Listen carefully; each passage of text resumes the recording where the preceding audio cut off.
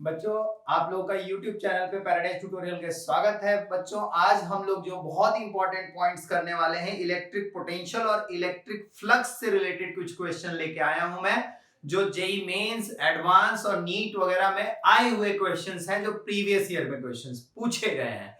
तो last lecture भी आप लोगों ने जरूर देखा होगा, जैसा कि मुझे लगता है कि उस लेक्चर को अगर आप देख लें तो ये लेक्चर भी समझना आपके लिए बेटर हो जाएगा और आसान हो जाएगा। तो लास्ट लेक्चर जरूर देखें आप लोग, जिसमें मैंने प्रीवियस ईयर के क्वेश्चंस में इलेक्ट्रिक फोर्स, इलेक्ट्रिक फील्ड, इनसे रिलेटेड क्वेश्चंस करवाए थे बच्चों, है ना। लास्ट लेक्चर भी आप पैराडाइज ट्यूटोरियल के यूट्यूब चैनल पे, आप अपने यूट्यूब चैनल पे देख सकते हैं। तो बच्चों, आज का लेक्चर जो है, इसमें कुछ क्वेश्चंस लेके आया हूं, बहुत इंपॉर्टेंट क्वेश्चन है। स्टार्ट करते हैं। और ये बात हमेशा याद रखिएगा बच्चों कि अगर डिटेल्ड लेक्चर और डिटेल्ड एक्सप्लेनेशन आपको पूरी चाहिए तो आप पैराडाइज ट्यूटोरियल का ऐप जरूर डाउनलोड कर ले बच्चों, जिससे कि आपको डिटेल्ड लेक्चर, सीबीएसई रिलेटेड कोई भी क्वेरीज सब सॉल्व हो जाए। और जेई मेंस और जेई एडवांस और नीट के लिए हम क्वेश्चंस और उसके टॉपिक्स, इंपॉर्टेंट टॉपिक्स, वो हम डिस्कस करते रहेंगे। तो लेट अस स्टार्ट नाउ। पहला क्वेश्चन है जो 2019 मेंस में आया हुआ, बहुत ही आसान क्वेश्चन है बच्चों, है ना। इस क्वेश्चन के लिए मैं कह सकता हूं कि ये सबसे आसान क्वेश्चन था 2019 मेंस का। कह सकते हैं भाई, 3 चार्जेस इन पे प्लेस किए गए एक आइसोसेलेस राइट ट्रायंगल पे, और कहा गया है कि नेट इलेक्ट्रोस्टैटिक पोटेंशियल एनर्जी 0 है। तो बताइए कि इस Q की वैल्यू, ये जो Q है उसकी वैल्यू क्या है। यार बहुत ही सिंपल है, पोटेंशियल एनर्जी का फॉर्मूला क्या होता है, देखो ये होता है ना KQ/R। ये होता है ना KQ/R। तो ऐसे जब भी सिस्टम दे रखा हो तो टोटल एनर्जी कैसे निकालते हैं? टोटल एनर्जी सभी का सम कर दो। इसका मतलब क्या हुआ, अगर ये A है, ये भी A है, तो ये क्या हुआ, √2A, है ना। तो पहले इनका एनर्जी निकालो, तो क्या हो गया KQQ/A प्लस इनका निकालो KQ²/A प्लस, अब इनकी एनर्जी निकालो, total energy of the system निकाल लो KQQ/√2A, और पूरे सिस्टम की एनर्जी दे क्या रखी है बच्चों, 0 दे रखी है। क्वेश्चन में गिवन है ना, देखो ध्यान से, 0 गिवन है। अब इनमें से कॉमन क्या निकलेगा, KQ कॉमन निकल रहा है सब में से, और A भी कॉमन निकल रहा है, तो यहां बच गया Q, यहां पर स्मॉल q, और यहां पर 1/√2 कैपिटल Q के साथ। बहुत ही आसान इसलिए कहा क्योंकि अब खत्म ये क्वेश्चन, ये गया इधर, Q1 + 1/√2 = -Q। तो आपको निकालना क्या है, कैपिटल Q की वैल्यू, आ गया कैपिटल Q की वैल्यू, है ना। इस क्वेश्चन को कराने का मकसद था कि आप पोटेंशियल एनर्जी का कॉन्सेप्ट समझ जाए। पीछे के लेक्चर्स में भी पोटेंशियल एनर्जी पे मैंने क्वेश्चंस करवाए हुए हैं, पोटेंशियल पे भी क्वेश्चन करवाए हुए हैं, फील्ड पे भी, फोर्स पे भी, है ना।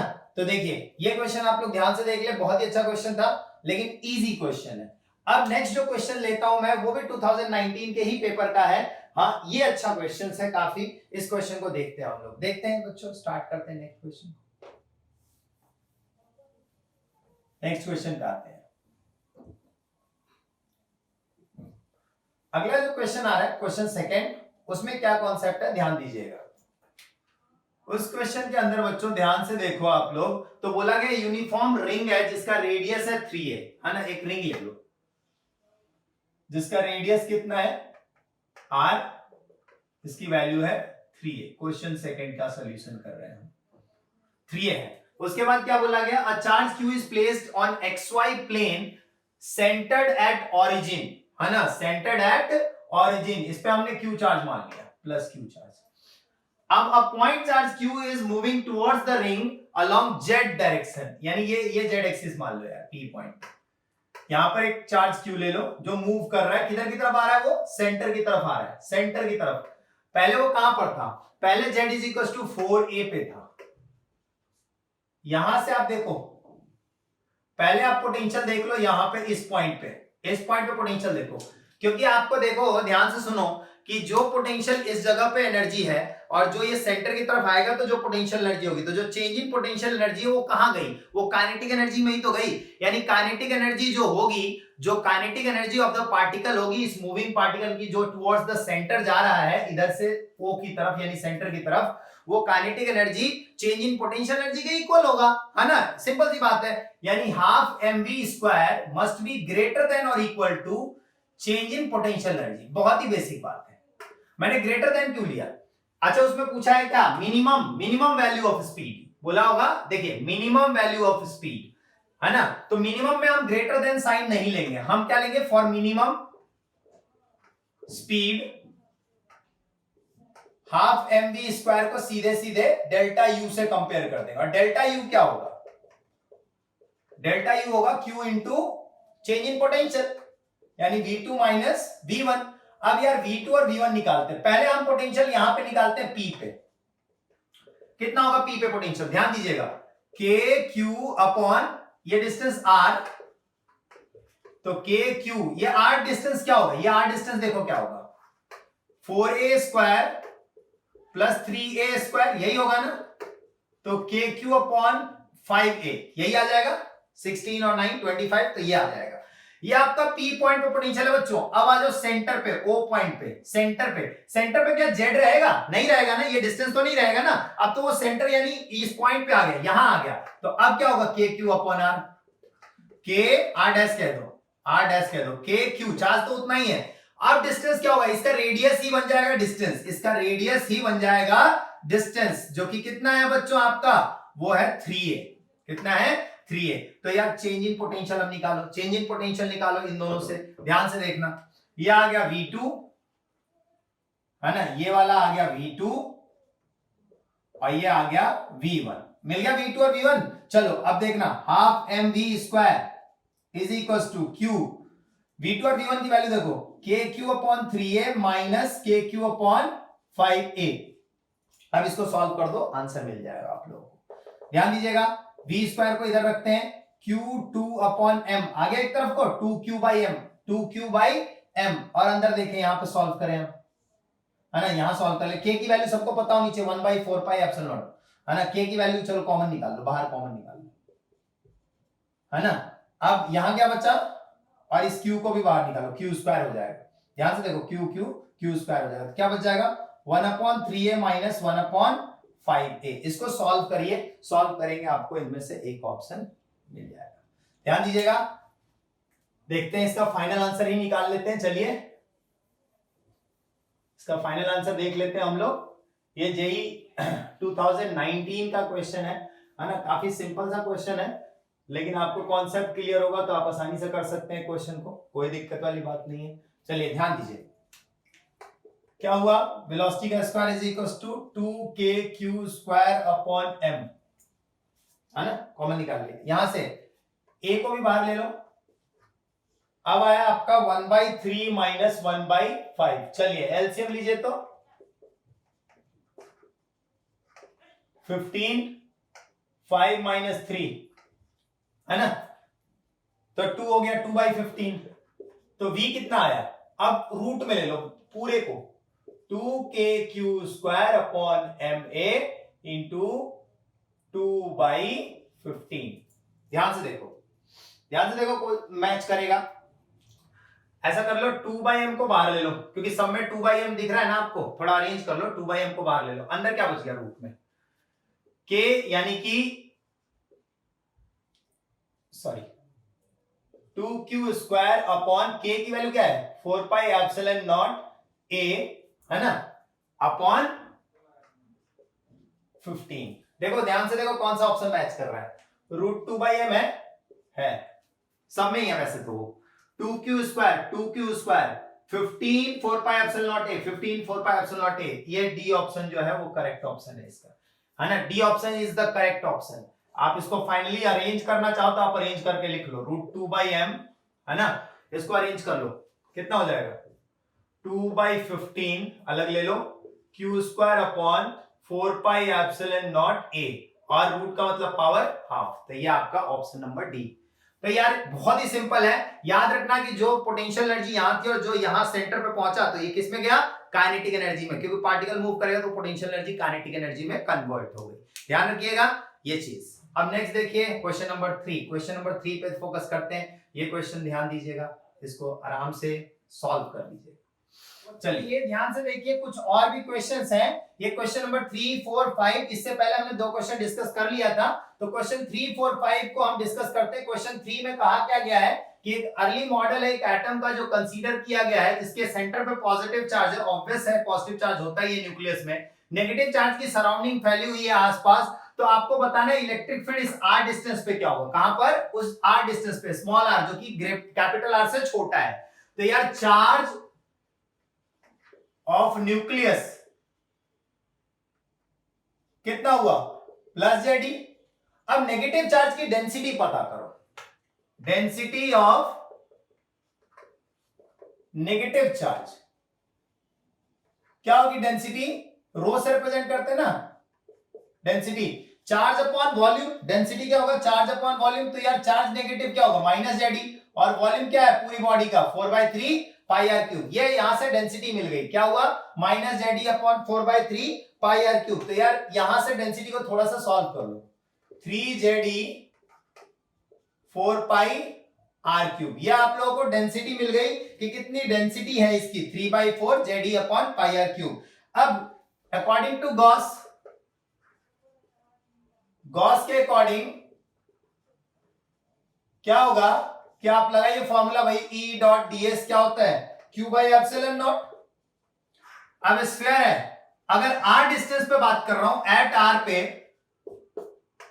है ना, तो एरिया क्या हो जाएगा 4 पाई r स्क्वायर, थीटा 0 डिग्री, क्योंकि एरिया वेक्टर और इलेक्ट्रिक फील्ड दोनों बाहर की तरफ जाएंगे, Q बाई एप्सिलॉन नॉट, है ना।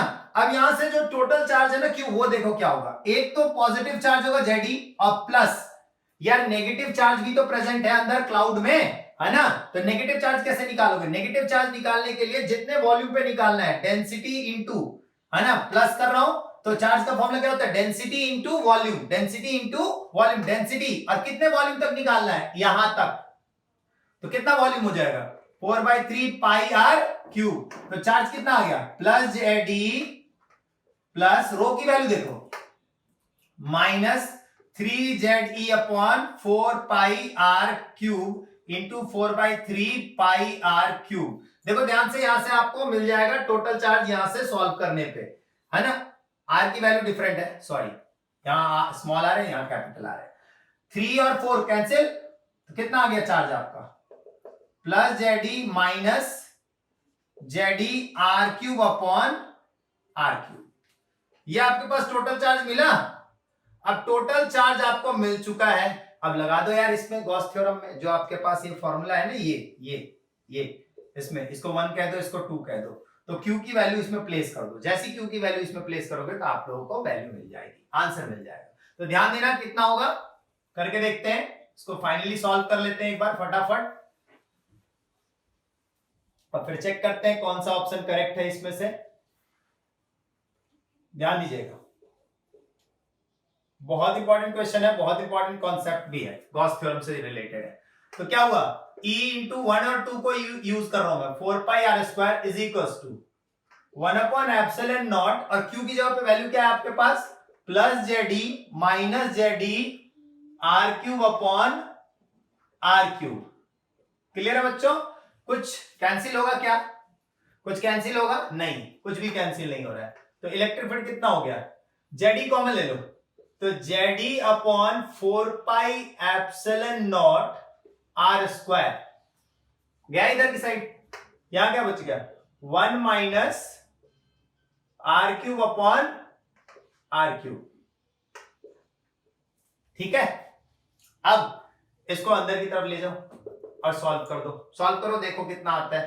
तो इलेक्ट्रिक फील्ड आ जाएगा जेडी अपॉन 4 पाई एप्सिलॉन जो सभी में है, 1 upon R square minus R upon R cube. देखो ध्यान से कौन सा ऑप्शन करेक्ट है, कौन सा ऑप्शन करेक्ट है, देखो ध्यान से, ZD upon 4 pi epsilon naught सब में ही है वो, तो 1 upon R square, 1 upon R square कहां दिख रहा है, ये वाला 1 अपॉन आर स्क्वायर, और आर बाई आर क्यूब, ये रहा आर बाई आर क्यूब, इसका मतलब ऑप्शन ए करेक्ट है। तो बहुत ही बेसिक है, क्वेश्चन में करना क्या है, पहले तो उसके स्फीयर के सेंटर पे जो चार्ज है पॉजिटिव है वो निकाल लिया, फिर चार्ज डेंसिटी जो नेगेटिव चार्ज की होगी वो निकाल लिया, फिर उसके बाद गॉस थ्योरम में अप्लाई किया, उसमें टोटल चार्ज पूरे सिस्टम का लेना पड़ेगा, जो स्फीयर के अंदर पूरा चार्ज था, तो एक तो जो उसके सेंटर पे प्लस में है, और नेगेटिव चार्ज की क्लाउडिंग, तो नेगेटिव चार्ज कैसे निकालेंगे, कोई भी चार्ज निकालने का फॉर्मूला होता है ना, density into volume, density into volume, density into volume, और कहां तक वॉल्यूम, आर तक ही लेना है ना, स्मॉल आर, तो वो ले लिया हमने, और डेंसिटी की वैल्यू लगा दी, डेंसिटी की वैल्यू लगा के उसमें सॉल्व किया तो टोटल चार्ज आ गया, टोटल चार्ज को रिप्लेस कर दो, आंसर। क्लियर है, नेक्स्ट क्वेश्चन देखना, क्वेश्चन नंबर 4 एंड देन 5। ये टॉप 5 क्वेश्चन मैंने सेलेक्ट किए हैं जो बहुत ही अच्छे क्वेश्चंस हैं, ध्यान दीजिएगा। नेक्स्ट जो क्वेश्चन है क्वेश्चन नंबर 4, वो क्या है? उस क्वेश्चन में बच्चों ध्यान से देखो तो एक स्ट्रिप दी हुई है और उस स्ट्रिप के अंदर कुछ डेंसिटी दी है ना, चार्ज की। ठीक है, ध्यान से देखोगे तो चार्ज की कुछ डेंसिटी दी हुई है। अब आपको पता क्या करना है वहां पर, उस क्वेश्चन में ध्यान से देखो तो पता ये करना है आप लोगों को कि जो वैल्यू उसमें एक वेरिएबल है, उसमें एक वेरिएबल है डेंसिटी के अंदर ए, उस ए की वैल्यू क्या होगी इनमें से आपको मैच करना है। तो ध्यान दीजिए, उस क्वेश्चन को समझते हैं पहले। तो एक रीजन है जिसमें कॉन्सेंट्रिक स्फीयर है ए और बी। आपका क्वेश्चन 4 का सॉल्यूशन है जी, ये लो, ये ए और ये अंदर बी, ये बी है और ये बाहर ए है। मान लो यहां पर एक स्ट्रिप का डिस्टेंस आर, कोई छोटा सा हिस्सा जिसकी थिकनेस कितनी है डेल्टा। अगर मैं सेंटर से यहां तक आर ले रहा हूं तो इसका छोटा सा हिस्सा क्या होगा, ये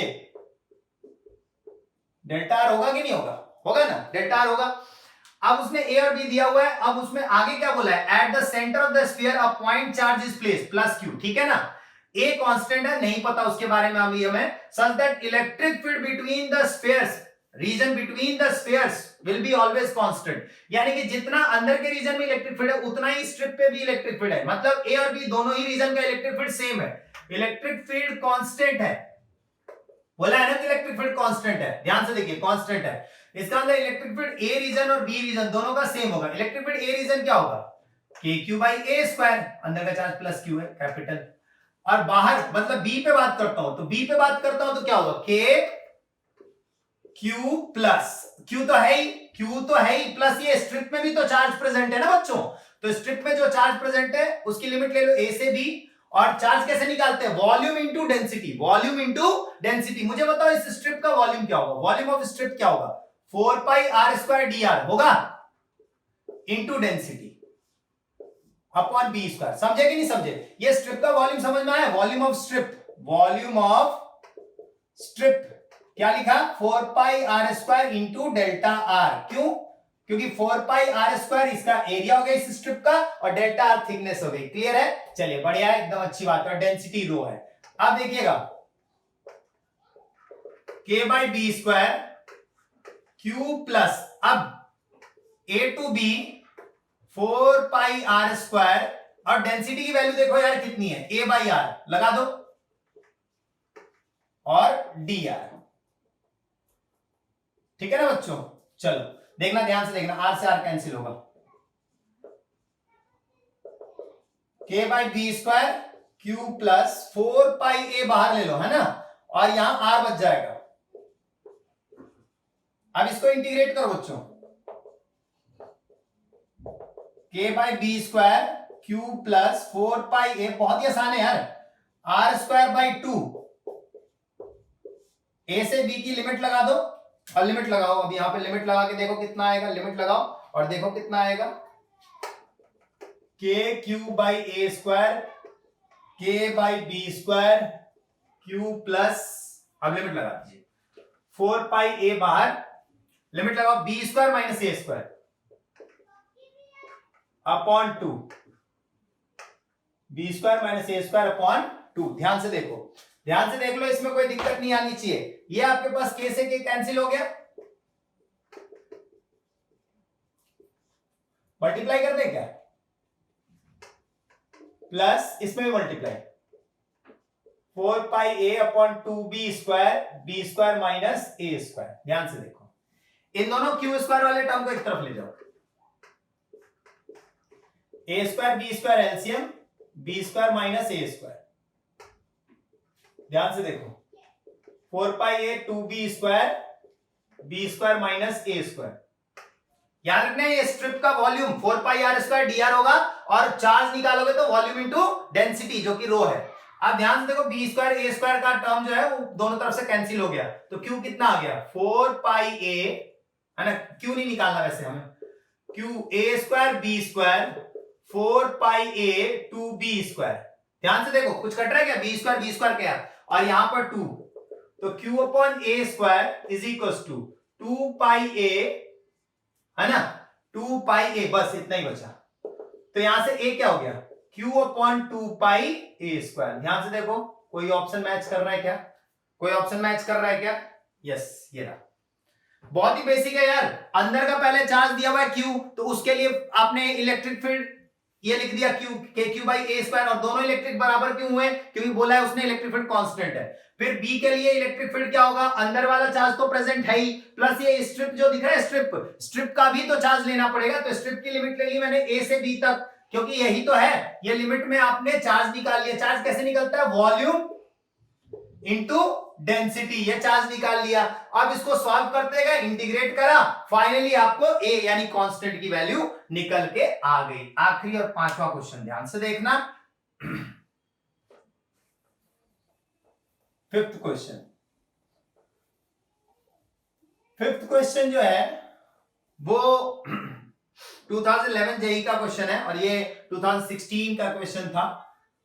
बच्चों बहुत ही अच्छे क्वेश्चंस हैं ये, इनकी प्रैक्टिस जरूर करें, और इनसे आपके कॉन्सेप्ट बहुत अच्छे होंगे यार, है ना, कॉन्सेप्ट आपके अच्छे होंगे। मेनली क्वेश्चन करने का मतलब ये नहीं होता है कि आप केवल ना एक पर्टिकुलर क्वेश्चन याद रख लें, नहीं, उस पर्टिकुलर क्वेश्चन से आपके कॉन्सेप्ट क्लियर होने चाहिए, ताकि उस तरीके का कोई भी क्वेश्चन आए तो आप आसानी से कर सको। चलिए पांचवा और आखिरी क्वेश्चन ध्यान से देखते हैं। क्वेश्चन 5 का सोल्यूशन, एक स्फीयर है मेटल का, मेटेलिक स्फेरिकल शेल है A जिसका रेडियस है RA, और एक सॉलिड मेटल स्फीयर है B जिसका रेडियस है RB। RB जो है वो RA से छोटा है, ये है एक RA और ये है एक RB। RB जो है वो RA से छोटा है, थोड़ा उल्टा हो गया, चलो इसको RB ले लो, इसको RA, देखने में भी लगे ना, RA बड़ा है RB से, ये गिवन, एक ही बात हुआ ना।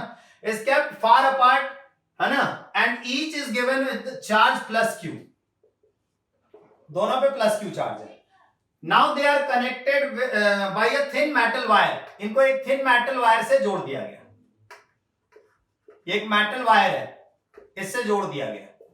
अब पता करना है कि इनमें से कौन सा पोर्शन जो है इन सभी में करेक्ट है, इनकरेक्ट है, क्या है। देखिएगा मोर देन वन ऑप्शन भी करेक्ट हो सकते हैं इसमें, है ना, क्योंकि ये जेई एडवांस का क्वेश्चन है। ध्यान से देखिए, अभी इसमें सबसे पहले उसने सबसे पहला ऑप्शन क्या करा है, ऐसे क्वेश्चन में सारे ऑप्शन चेक करने पड़ेंगे। पहला ऑप्शन का है इलेक्ट्रिक फील्ड इनसाइड जीरो। यार ए क्या था, एक मेटेलिक शेल था ना, किसी भी शेल के इनसाइड इलेक्ट्रिक फील्ड तो जीरो ही होती है, क्योंकि चार्ज सरफेस पर रिसाइड करता है, तो इनसाइड इलेक्ट्रिक फील्ड जीरो हो गई। चलो पहला करेक्ट हो गया, पहला वाला ऑप्शन करेक्ट है। क्यों, because charge inside the spherical shell is zero, therefore electric field वो भी इनसाइड में क्या हो जाएगी, जीरो, क्योंकि चार्ज कहां रिसाइड करते हैं, because charges reside on the surface, charges reside on the surface, और शेल है तो हॉलो ही होगा, शेल है तो हॉलो ही होगा, ये तो ऑब्वियस है। अब चलो बी पार्ट पे आते हैं, बी पार्ट चेक कर लेते हैं सही है कि गलत है।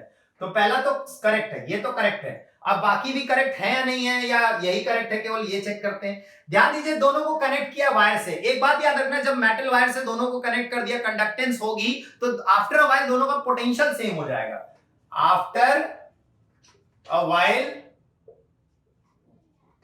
Potential of A and B जो होगा वो सेम हो जाएगा। ये कॉन्सेप्ट याद रखना, भूलना नहीं। जब भी किसी कंडक्टिंग वायर से दो मेटेलिक स्फीयर को जोड़ते हो तो उनका पोटेंशियल सेम हो जाता है, वेदर और नॉट उनका साइज सेम है, डिफरेंट है, उससे कोई फर्क नहीं पड़ता, है ना। तो पोटेंशियल ए और पोटेंशियल बी सेम हो जाएगा। पोटेंशियल क्या होता है, K Q by R A, capital Q ले लो, के क्यू बाई आर बी, के से के कैंसिल करो, Q A upon R A, Q B upon R B. यार ये भी करेक्ट है, करेक्ट है क्या, देखो कैसे कैसे करेक्ट है वो देखना।